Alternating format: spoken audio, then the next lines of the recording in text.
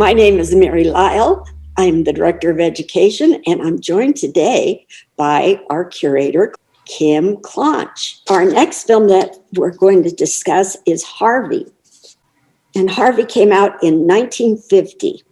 It stars Jimmy Stewart, and it was one of his favorite roles.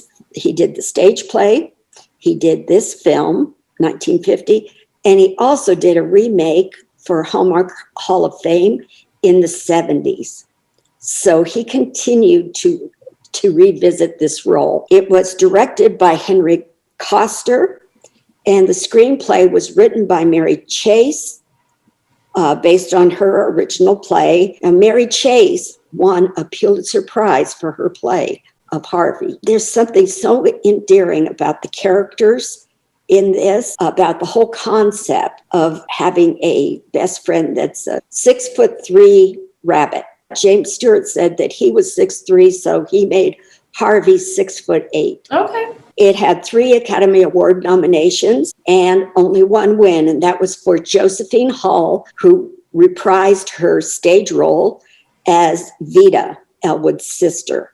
And she won Best Supporting Actress. So some of the other great actors in this, you'll recognize Jesse White. Remember the Maytag repairman? You're too young for that, aren't you? You'd be surprised. Cecil Kellaway.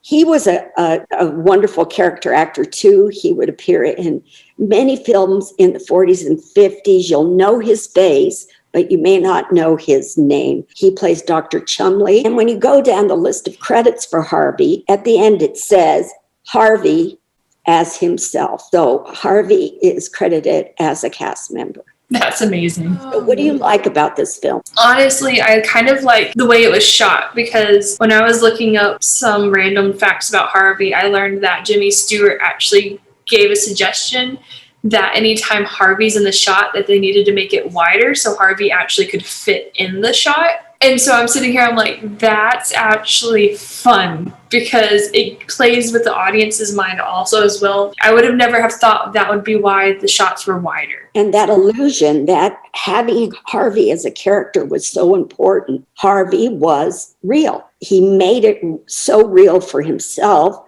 that it was real for the audience. It just holds up so well today. In fact, Jim Parsons' Big Bang Theory, he did a Broadway revival of this just a few years ago, where he plays Elwood, and I can see him doing that, can't you? I would love to see a more modern-day version of it, and how a modern-day version would be. How it actually would stand that test of time. Hollywood, I'm challenging you. Give us a reboot. Harvey is a puka, and according to the dictionary, a puka is from an old Celtic mythology. And I started to think Pokemon. Okay, people don't really see the Pokemon. It could be Pokemon. No? Okay. No. Never mind. So do you have a favorite moment in this film? It's more of a mental game movie for me, because I want to believe Harvey's real half the time, and then half the time I'm like, no, but no, I don't have a favorite moment in the show. Well, I do. It's when the sister goes to the sanitarium, she's there to, commit her brother, Elwood. Instead, they get all mixed up and they end up by committing her. And I mean, Josephine Hall plays it so well. And she just gets so flustered about this whole traumatic experience that she's put through. Well, I have 2 favorite lines from this film. They're both Elwood's. And the first one is, in this world, you must be oh so smart or oh so pleasant. Well, for years, I was smart. I recommend pleasant. You may quote me.